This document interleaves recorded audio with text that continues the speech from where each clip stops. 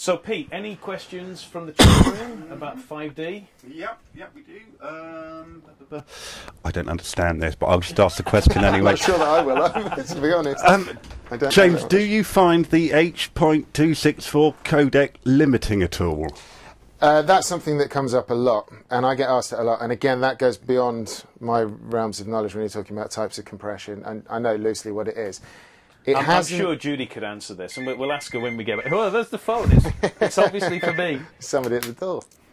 But I haven't found it to be a problem at all. And given that Canon lock you into that, you have no option. It's the only thing you can work with. Yeah.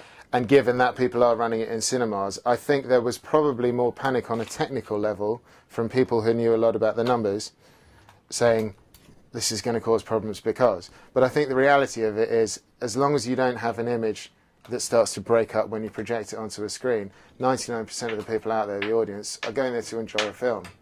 And they're not going to know too much whether... If you could see big black blocks in the black areas, perhaps, yes, that might start to irritate. I remember when I interviewed Philip Bloom for the Guerrilla Filmmaker's Pocketbook, and he just had that experience at Skywalker Ranch, and he projected it, and they all looked at it and went, that's pretty amazing. Yeah. And his take on it was, these aren't guys in lab coats going, oh, look at the pixelation in the, and the color depth is this, and all these.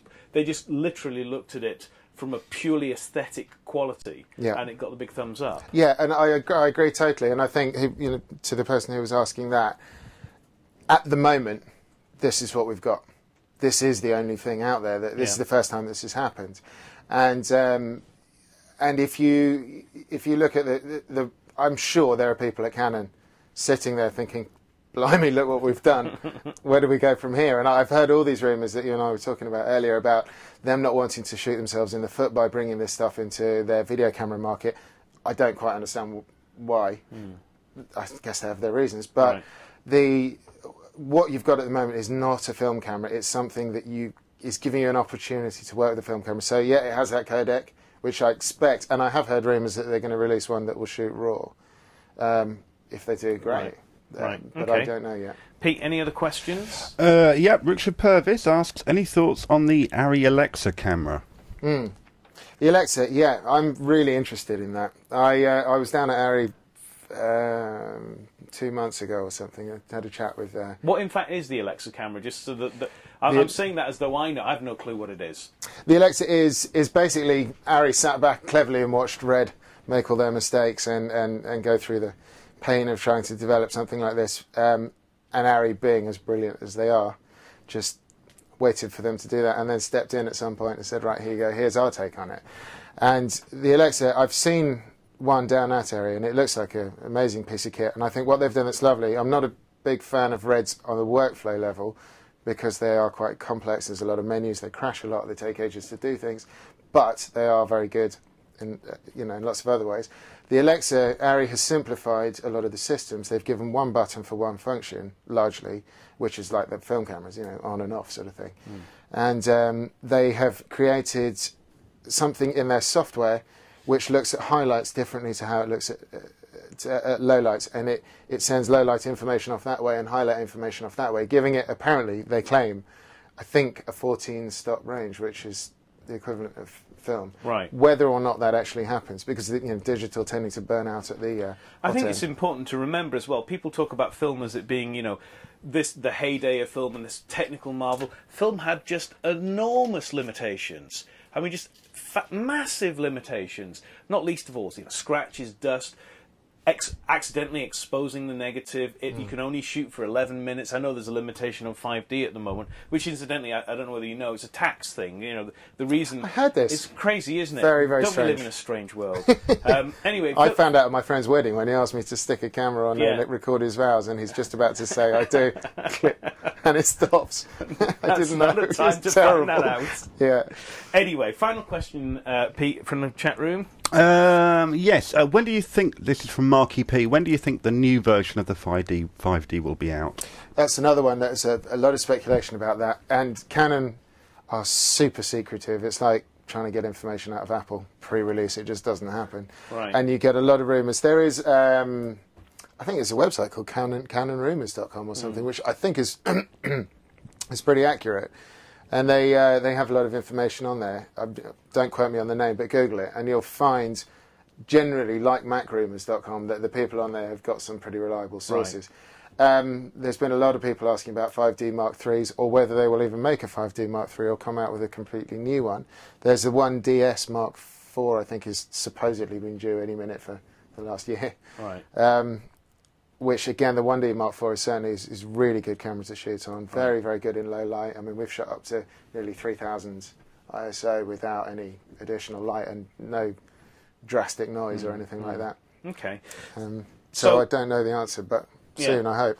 Okay, well, look, final questions, which I always ask everybody. What mistakes have you made in your career, specifically, I guess, relating to shooting 5D, apart from your friend's wedding? That's probably the biggest. Such a clanger. That was awful. I was in Italy in this incredible place. And yeah, that was terrible. Mistakes with the 5D. Stuff where other people listening can go, I'll not fall into that trap myself. Well, okay, then the biggest thing I would say is I underestimated the necessity to be a filmmaker before somebody who throws a camera around. And I know it's quite generic, but what I didn't take into account was the fact that everything else, like I said before, everything else that goes on around the camera has to function in the way that a film set should. And I was sort of trained the old school route, as a trainee and a loader and stuff like that. And I see quite a lot of slackness on film sets now, or on music videos and things like that. There's a lot of people sort of scratching their heads and not taking it very seriously. And I really think that you can help yourself. And what really helps me is if there's huge discipline on set. Take it very seriously. You're doing something serious. There's a lot of organisation involved, and there's people under a lot of pressure. And if you were sort of trained through the old school route, and I'm not going to name any names, but I know people watching right now know who I'm talking about. When you've had yourself beaten black and blue by people screaming at you, the biggest mistake to make is actually not directly technical. It's attitude based. Right. And we did do a job a few months ago, in fact that same job in Pinewood, where I found myself at the end of the day cleaning up an entire stage with a gaffer and focus puller, whilst the runners came and asked me how long it would take me to meet them in the pub. Right. And it's the attitude more than anything else where the mistakes are made, I think. So my final question, again, I ask this to everybody: what advice would you offer a new filmmaker, emerging filmmaker? Can be anything, life advice, anything. Well, what I found out more recently, I guess, is perseverance is everything in this. And you do need to muster up a lot of self-belief, which I struggle with all that, like a lot of people do. But you have to muster up the belief that you can do it.